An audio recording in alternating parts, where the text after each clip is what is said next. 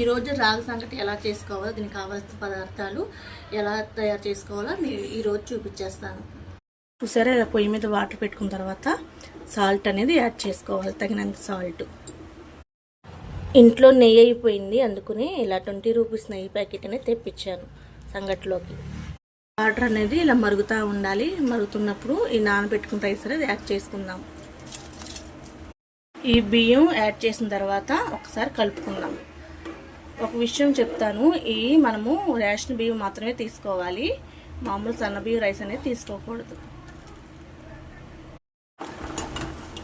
Rice అనేది ఇంత మెత్తగా ఉడకనివ్వాలి. ఇప్పుడు దీంట్లోకి రాగి పిండి యాడ్ చేసుకుందాం.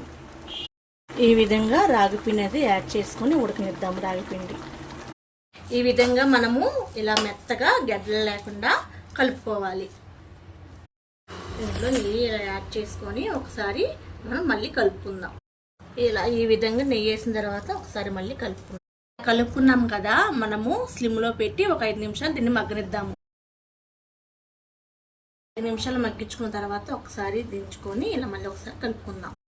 ఇలాగా సపరేట్గా ఒక ప్లేట్లోకి తీసుకోవాలి. వేడి మీద చేస్తేనే మనకి ఉండొచ్చుద్ది అనమాట. ఇలా చల్లనీటిలో చేతడుకొని ఇలాగా మనము ఒక ఉండలాగా చుట్టుకుందాం. చూసారా ఎంత బాగా వచ్చిందో రాగి ముద్ద. ఇలా చుట్టుకోవాలి.